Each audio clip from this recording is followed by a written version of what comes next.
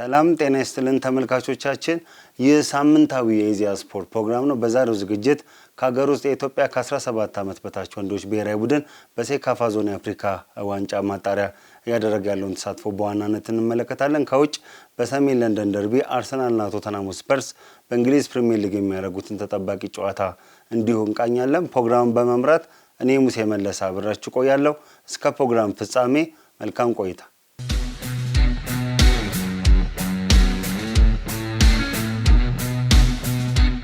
መግቢያ ላይ እንደገለጽኩላችሁ ተመልካቾቻችን ከሀገር ውስጥ ቅድሚያ የምንመለከተው ርዕሰ ጉዳይ በኢትዮጵያ አስተናጋጅነት እየተደረገ የሚገኘው ከ17 ዓመት በታች የአፍሪካ ዋንጫ የሴካፋ ዞን ማጣሪያ። ይህ ማጣሪያ ውድድር ከህዳር 6 አንስቶ በአዲስ አበባና በድሬዳዋ ስቴዲየሞች እየተከናወነ ይገኛል። የኢትዮጵያ ብሔራዊ ቡድን በምድብ አንድ ጨዋታዎቹን እያደረገ ይገኛል። በአጠቃላይ በሁለቱ ምድቦች 10 ሀገራት እየተሳተፉ ይገኛል ማለት ነው። የኢትዮጵያ ብሔራዊ ቡድን በውድድሩ መክፈቻ ቀን ባደረገው ጨዋታ ሩዋንዳን 2-0 ማሸነፉ የሚታወስ ነው። ዳዊት ካሳውና ሁዜፋ ሻፊ የአሸናፊነት ግቦቹን አስቆጥረው ነበር። እንዲሁ በሳምንቱ አጋማሽ በምድቡ ባደረገው ሁለተኛ ጨዋታ ደቡብ ሱዳንን 4-1 አሸንፏል። በዚህ ጨዋታ ላይ ዳዊት ካሳው 3 ግቦችን በማስቆጠር ሃትሪክ ሰርቷል። እኒው ስለሺ ቀሪዋን ግብ ከመረብ ላይ አሳርፏል። ይህን ተከትሎ እንግዲህ የኢትዮጵያ ከ17 ዓመት በታች ታዳጊ ብሔራዊ ቡድን ምድቡን በ6 ነጥብ እየመራ ይገኛል ማለት ነው። ዳዊት ካሳውም በውድድሩ ተስፋ ሰጪ እንቅስቃሴ እያሳየ ይገኛል። እሱም ተጫዋች በውድድሩ ያስቆጠራቸውን ግቦች ወደ 4 ከፍ በማድረግ በከፍተኛ ግብ አስቆጣሪነቱ ከታንዛኒያው ሱሌይማን አሊ ቀጥሎ ሁለተኛ ደረጃ ላይ ተቀምጧል ማለት ነው። ሶስተኛ የምድብ ጨዋታውን የኢትዮጵያ ብሔራዊ ቡድን ዛሬ ያደርጋል ማለት ነው። በአበበ ቢቂላ መታሰቢያ ስታዲየም የጨዋታ ከሶማሊያ ጋር ከቀኑ 10 ሰዓት ላይ የሚደረግ ይሆናል ማለት ነው። መግቢያ ላይም እንደገለጽኩላችሁ የኢትዮጵያ ታዳጊ ብሔራዊ ቡድን በምድቡ እስካሁን ያደረጋቸው 2 ጨዋታዎች አሸንፏል።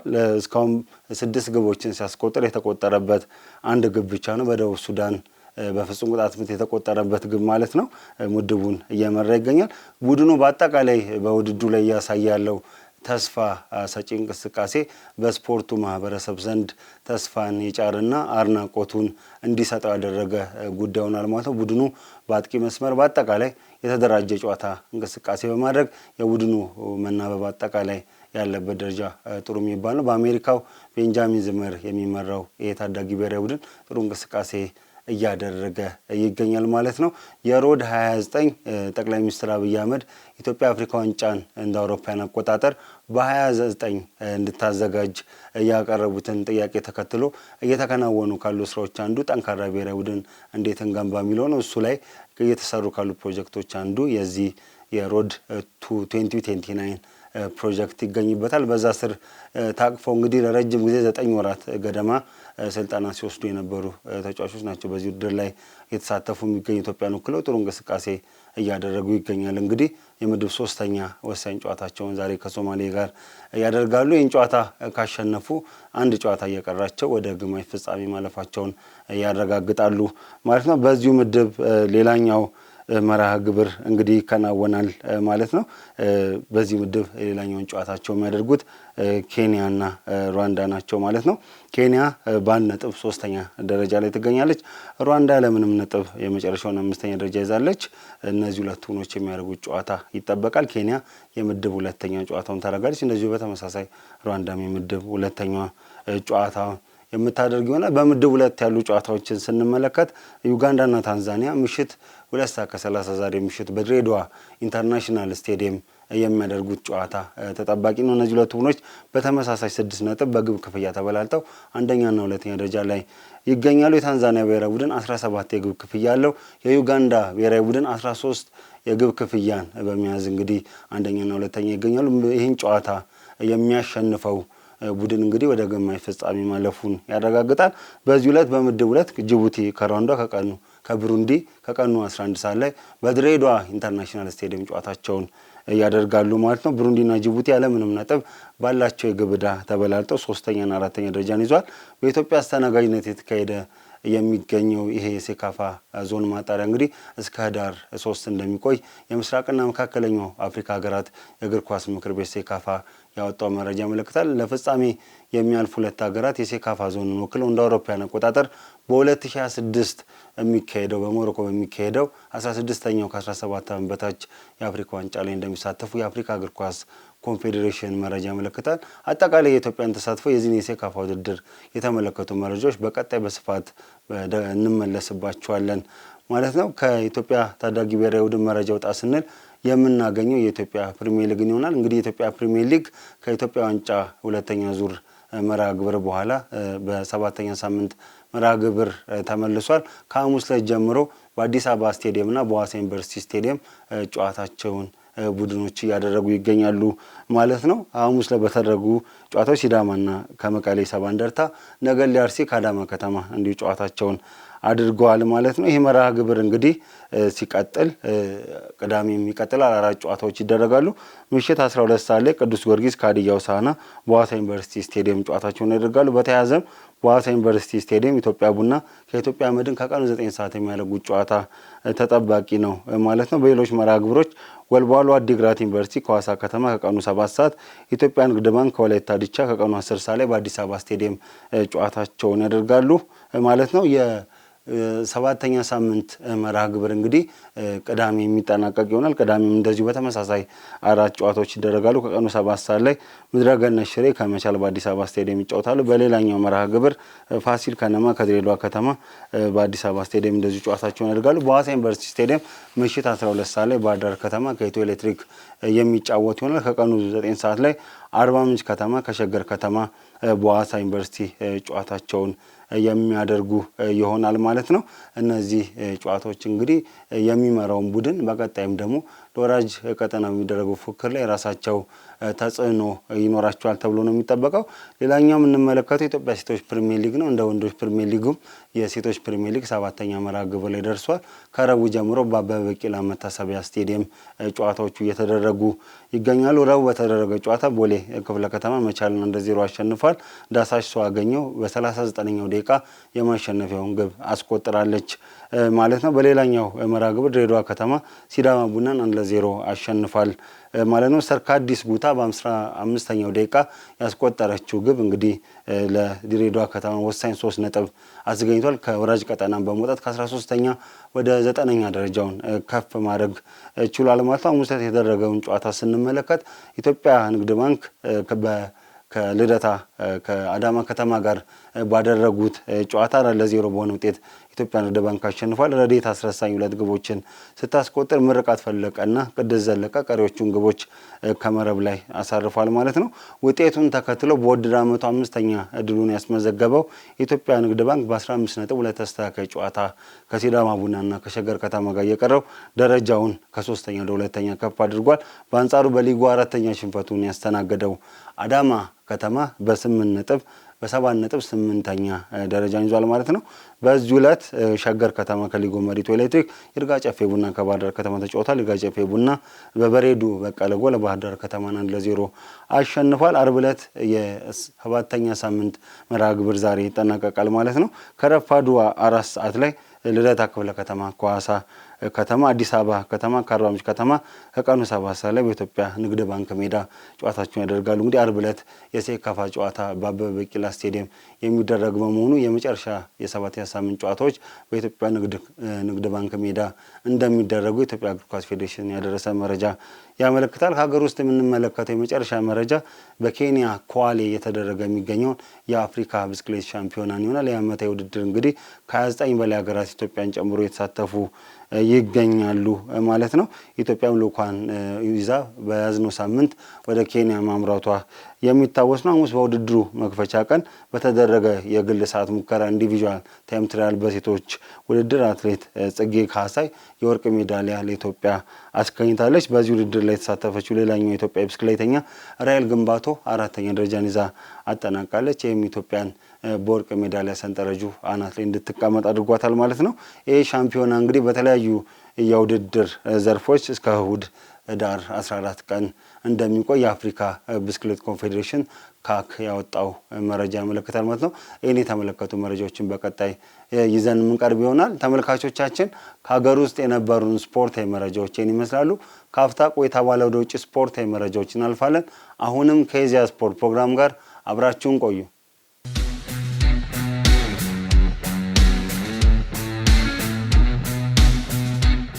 ተመልሰናል ተመልካቾቻችን። ከውጭ የምንመለከተው ዋና ጉዳይ በእንግሊዝ ፕሪሚየር ሊግ 12ኛ ሳምንት መርሃ ግብር አርሰናልና ቶተንሃም ስፐርስ የሚያደርጉትን ተጠባቂ ሰሜን ለንደን ደርቢ ጨዋታ ይሆናል።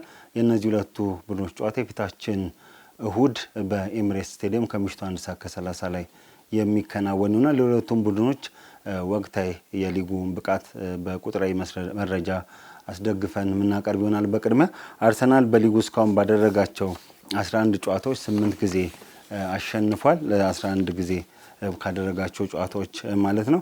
አንድ ጊዜ ደግሞ ሽንፈት አስተናግዷል። 2 ጊዜ ደግሞ አቻ ወጥቷል ማለት ነው። በጨዋታዎቹ ላይ 20 ግቦችን አስቆጥሯል። አርሰናል 5 ግቦችን አስተናግዷል። እንግዲህ አርሰናል ጠንካራ የተከላካይ ክፍል መስመር ያለው ቡድን ነው። መድፈኞቹ በ26 ነጥብ የሊጉ አናት ላይ ተቀምጧል። ተጋጣሚው ቶተንሃም ስፐርስ ከ11 የሊጉ ጨዋታዎች መካከል 5ቱን ሲያሸንፍ 3 ጊዜ ሽንፈት አስተናግዷል። በቀሪዎቹ 3 ጨዋታዎች እንደዚሁ ነጥብ ተጋርቷል ማለት ነው። ቶተንሃም ስፐርስ በእነዚህ ጨዋታዎች 19 ግቦችን ሲያስቆጥር ቀሪ 10 ግቦች ተቆጥሮበታል ማለት ነው። እንግዲህ በአንጻራዊነት በተከላካይ ደረጃ አርሰናል የተሻለ መሆኑና ቶተንሃም ስፐርስ ደግሞ ግቦች የሚቆጠሩበት ቡድን መሆኑን ከዚህ ቁጥራዊ መረጃዎች መረዳት ይቻላል ማለት ነው። የሰሜን ለንደኖቹ ክለቦች አርሰናልና ቶተንሃም ስፐርስ ያላቸው ተቀናቃኝነት እንግዲህ 1896 የሚጀምር ነው። 129 ዓመታትን ያስቆጠረ በእንግሊዝም በአውሮፓ መድረክ የቆየ ተቀናቃኝነት አላቸው። ቡድኖቹ ለመጀመሪያ ጊዜ የተገናኙት እንደ አውሮፓውያን አቆጣጠር በ1896 ነበር። በወቅቱ ዩናይትድ ሊግ በሚባለው የሊግ ፎርማት ተገናኝቶ በወቅቱ አጠራሩ ዊልዊች አርሰናል በሆኑ አጠራሩ አርሰናል ቶተንሃም ስፐርስን 2-1 አሸንፏል ማለት ነው። ቶተንሃም ስፐርስ በአርሰናል የመጀመሪያ ድሉን ያስመዘገበው ከአንድ ዓመት በኋላ እንደ አውሮፓውያን አቆጣጠር በ1897 ነበረ። በወቅቱ በዩናይትድ ሊግ በሚባለው አሁንም ፎርማት ተገናኝተው ቶተንሃም ስፐርስ አርሰናልን 3-2 ማሸነፍ ችሏል ማለት ነው። ቡድኖቹ ከአንድ ክፍለ ዘመን በላይ ባስቆጠረው ተቀናቃኝነታቸው እስካሁን በሁሉም ውድድሮች 211 ጊዜ ተገናኝቷል ማለት ነው። አርሰናል 89 ጊዜ በማሸነፍ የበላይነቱን ሲይዝ ቶተንሃም ስፐርስ 67 ጊዜ ያሸንፏል፣ 55 ጊዜ አቻ ተለያይቷል ማለት ነው። በፕሪሚየር ሊጉ በዚህ ጨዋታ ሲገናኙ የአሁኑ ለ67ኛ ጊዜ ነው። ከዚህ ቀደም ባደረጓቸው የፕሪሚየር ሊጉ 66 የእርስ በርስ ጨዋታዎች አርሰናል 27ቱን በማሸነፍ አሁንም ብልጫውን ይወስዳል። ቶተንሃም ስፐርስ 15 ጊዜ ድል ቀንቶታል። በቀሪ 24 ጨዋታዎች እንግዲህ ነጥብ ተጋርቷል ማለት ነው። ባለፉት 5 የሊጉ ጨዋታዎች ባላቸው እርስ በርስ ግንኙነት አርሰናል 4 ጊዜ ሲያሸንፍ ቀሪውን 1 ጨዋታ አቻ ተለይቷል። እንግዲህ በቅርብ ጊዜ ዓመታት ውስጥ ባላቸው የእርስ በርስ ግንኙነት አርሰናል በተቀናቃኙ ቶተንሃም ስፐርስ ላይ በላይነት ወስዶ እየተጫወተ ይገኛል። የአርሰናል ዘንድሮ ጠንካራ ብቃቶች መካከል የመከላከል አቅሙ ነው። ቅድም እንዳነሳሁት በሊጉ 5 ግቦችን አስቆጥሯል። ከሰንደርላንድ ጋር በነበረው የ11ኛ ሳምንት ጨዋታ ድረስ በ11 ጨዋታዎች ላይ በሁሉም ውድድሮች ግብ አልተቆጠረበትም ነበር። ይሄ እንግዲህ ያለውን የመከላከል ጥንካሬ የሚያሳይ ነው። ሚዛኑን ጠብቆ የመጫወት የሃይ ፕሬሲንግ ጨዋታ የሱ የመጫወት ስልት እና የታክቲክ ብስለት ወይም ታክቲካል ዲሲፕሊን የአርሰናል የዘንድሮው የውድድር ዓመት ጠንካራ መጋለጫዎች ናቸው። በአንዳንድ አጋጣሚዎች ላይ ቡድኑ በተለይ በተመላላሽ ተጫዋቾች ተጭኖ በሚያጠቃበት ጊዜ ለመልሶ ማጥቃት ወይም ደግሞ ለካውንተር ፕሬስ በሚደረግበት ጊዜ በመልሶ ማጥቃት እንቅስቃሴ ተጋላጭ የሆነባቸውን አጋጣሚዎች መመልከት ችናል። ከዛ ውጭ አርሰናል በአጠቃላይ ጠንካራ የተሟላ ቡድን ነው ማለት ይቻላል። ቶተንሃም ስፐርስ የክንፍ መስመር ተጫዋቾቹ ያላቸው አስፈሪ ማጥቃት እንቅስቃሴና የቡድኑ ፈጣን የማጥቃት ሽግግር በተለይ ኳስ ፕሬስ አድርጎ ከተቀበሉ በኋላ በፈጣን ሽግግር ተጋራኒ ቡድን ጋር በመድረስ የሚያደርጉት እንቅስቃሴ በጣም በዘንድሮ ውድድር ዓመት በዋናነት የሚነሳ ጉዳይ ነው። እንደዛም ሆኖ ግን ቶተንሃም ስፐርስ የኋላ ክፍሉ በጣም ደካማ ነው። ወጥነት ያለው ብቃት እያሳየ አይገኝም። በሊጉም እስካሁን 10 ግቦችን ማስተናገዱም የዚሁ ማሳያ ነው ማለት ነው። በሁለት ጨዋታ ከአንድ ጎል በላይ የሚቆጠርበት ቡድን መሆኑ ይሄ ተከላካዩ ላይ ድክመት እንዳለ የሚያሳይ ነው። የኮንሲስታንሲ ችግር አለበት ቶተንሃም ስፐርስ ማለት ነው። እንግዲህ በዚህ ጨዋታ ላይ ትኩረት ከሳቡ ጉዳዮች አንዱ በብሔራዊ ቡድን ጨዋታ ላይ የተጎዳው ብራዚላዊ የአርሰናል የተከላካይ መስመር ተጫዋች ጋብሪኤል ማጋሌስ ጉዳይ ነው። ይሄ ተጫዋች እንግዲህ በኤሚሬትስ ስቴዲየም ሴኔጋልና ብራዚል ባደረጉት ጨዋታ ላይ በብሽሽቱ ላይ ባጋጠመው ጉዳት ተቀይሮ መውጣቱ የሚታወስ ነው በመጀመሪያው አጋማሽ። ይህንንም ተከትሎ እንግዲህ ተጫዋቹ ከ1 ወር እስከ 2 ወር ከሜዳ እንደሚርቅ ዘ አትሌቲክስን ጨምሮ የተለያዩ ዓለም አቀፍ የስፖርት መገናኛ ብዙሃን የዘገቡ ነው። ይሄ መሆኑ እንግዲህ ለአርሰናል ጥሩ የሚባል ዜና አይደለም። በዚህ ጨዋታ ላይም ሞስኬራ ብራዚላዊ ከቫሌንሺያ የፈረመው የመሀል መስመር ተጫዋች ጥሩ እንቅስቃሴ አድርጓል። ማጋሌስና ሳሊባ ባልነበሩባቸው ጨዋታዎች ላይ ይህ ተጫዋች ጋብሪኤል ማጋሌስን ተክቶ በቋሚ 11 ውስጥ እንደሚገባ ይጠበቃል ማለት ነው። እንግዲህ የሳሊባና የማጋሌስ ጥምረት ዘንድሮ በጣም አስደናቂ የሚባል ነው። በቅርብ ዓመታት ውስጥ እንደዚህ አይነት ጥምረት ተመልክተን አናውቅም። በእንግሊዝ ፕሪሚየር ሊግ በብዙ ጊዜ በምሳሌነት የሚነሳው ጥምረት ማንቸስተር ዩናይትድ ውስጥ ሪዮ ፈርዲናንድና ሰርቢያው ኒማንያ ቪዲች የነበራቸው ጥምረት ነበረ። ከዛ በኋላ በፕሪሚየር ሊጉ ጠንካራ የሚባል ጥምረት ነው። ይሄ ጥምረት እንግዲህ ስጋት ላይ የሚጥል ነገር ተከስቷል። እንግዲህ ጋብሪኤል ማጋሌስ እስከ 2 ወር ለሜዳ ላይመለስ ይችላል። ከ11 እስከ 12 ጨዋታዎች ሊያመጡት ይችላሉ። ይህ በመሀል ክፍሉ ጥምረት ላይ ራሱን የሆነ ተጽዕኖ ያሳድራል ተብሎ ነው የሚጠበቀው። አርሰናል ይህንን ታሳቢ በማድረግ በእያንዳንዱ የመጫወቻ ክፍሎቹ ላይ እንግዲህ የስኳድ ጥልቀቱን ለማስፋት ተጫዋቾችን በክረምቱ የተጫዋቾች የዝውውር መስኮት ማስፈረሙ የሚታወስ ነው። ይህም እንደ ጥሩ ነገር የሚነሳ ነው። ሞስኬራን በዚህ ጨዋታ ላይ እንግዲህ ማጋሌስን ተክቶ እንደሚሰለፍ ይጠበቃል ማለት ነው። የጨዋታ ተመጣጣኝ ፉክክር ይደረግበታል። አርሰናል የቅድሚያ ግምቱን ቢያገኝም እንግዲህ ዘንድሮ ቶተንሃም ስፐርስ በጣም ተጻራሪ በሆነ ሁኔታ ከሜዳ ውጭ ጥሩ እንቅስቃሴ እያደረገ ይገኛል። በአንጻሩ በሜዳ በሚያደርጋቸው ጨዋታዎች ጥሩ እንቅስቃሴ እያደረገ አይደለም። እንግዲህ አርሰናልን ይፈትኗል ተብሎ ይጠበቃል። የደርቢ ጨዋታዎች እንግዲህ የራሳቸው የሆነ ትርጉም አላቸው። በጣም ጠንካራ ፉክክር የሚደረግባቸው ጨዋታዎች ናቸው። የእነዚህ ሁለቱ ቡድኖች ደርቢ ጨዋታ ይጠበቃል። ለንደን ቀይ ሆና ወይስ ነጭ ሆና ትውላለች የሚለውን ጉዳይ እንደዚሁ የሚጠበቅ ይሆናል ማለት ነው። የ40 ዓመቱ ማይክል ኦሊቨር ይህንን ተጠባቂ ጨዋታ በዋና ዳኝነት ይመሩታል ማለት ነው። ይሄ ነገር እንግዲህ አነጋጋሪ ይሆናል። ከዚህ በፊት ከአርሰናል ጋር በነበሩ ጨዋታዎች ላይ በሚወስኗቸው ውሳኔዎች ማይክል ኦሊቨር ትችት ሲስተናገድባቸው ነበረ። የአርሰናል ደጋፊዎችም በማህበራዊ ትስስር ገጾች ላይ የእኚህ ዳኛ መሾም የለባቸውም፣ ጨዋታውን መብራት የለባቸውም ሲሉ አስተያየት እየሰጡ ነበር። እንግዲህ እንግሊዝ የእግር ኳስ ማህበር የዚህን ወሳኝ ጨዋታ እንዲመሩ ለማይክል ኦሊቨር እድሉን ሰጥቷል ማለት ነው። በጨዋታው ላይ የሚወስኗቸው ውሳኔዎች እንግዲህ ከጨዋታው ባልተናነሰ ሁኔታ ትኩረት ይደረግባቸዋል፣ በተለይም በአርሰናል ደጋፊዎች ማለት ነው። በዚህ ዕለት እንግዲህ ከዚህ ተጠባቂ ጨዋታ ውጪ በ12ኛ ሳምንት መርሃ ግብር ሊድስ ዩናይትድ ከአስቶን ቪላ ከቀኑ 11 ሰዓት ላይ ጨዋታቸውን ያደርጋሉ። ሌሎች የእንግሊዝ ፕሪሚየር ሊግ ጨዋታዎች እንደዚሁ ስንመለከት ቅዳሜ ዕለት እንደዚሁ ነገ የሚደረጉ ጨዋታዎች አሉ። በርንሌ ከቼልሲ ከቀኑ 9 ሰዓት ከ30 ጨዋታቸውን ያደርጋሉ። የወቅቱ የሊጉ አሸናፊ ሊቨርፑል ከኖቲንግሃም ፎረስት ምሽት 12 ሰዓት ላይ እንደዚሁ ጨዋታቸውን የሚያደርጉ ይሆናል ማለት ነው። ምሽት 2 ሰዓት ከ30 ላይ ኒውካስትል ዩናይትድ ከማንቸስተር ሲቲ ሴንት ጄምስ ፓርክ ስቴዲየም ላይ የሚያደርጉት ጨዋታ እንደዚሁ ቅዳሜ ዕለት ከሚደረጉ ጨዋታዎች ተጠባቂ ነው። ሲቲ ካሸነፈ እንግዲህ ከአርሰናል ጋር ያለው ነጥብ ልዩነት ወደ 1 ዝቅ ይላል። ይህም በእሁዱ የተጠባቂ ጨዋታ ላይ የራሱ ተጽዕኖ ሊያሳድር ይችላል። ሲቲ እንግዲህ በ11ኛ ሳምንት ጨዋታ ሊቨርፑልን በአሳማኝ ብቃት 3-0 ካሸነፈ በኋላ ወደ አሸናፊነት ወደ ዋንጫ ፉክክሩ ተመልሷል የሚሉ አስተያየቶች በስፋት እየተነሱ ይገኛሉ ማለት ነው።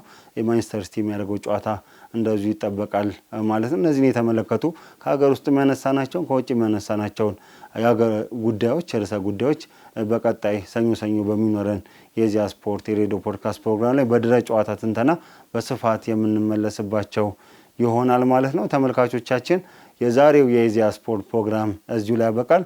ሳምንት በሌላ ፕሮግራም እስከምንገናኝ እስከ ሳምንት ቸርን ሰንብት።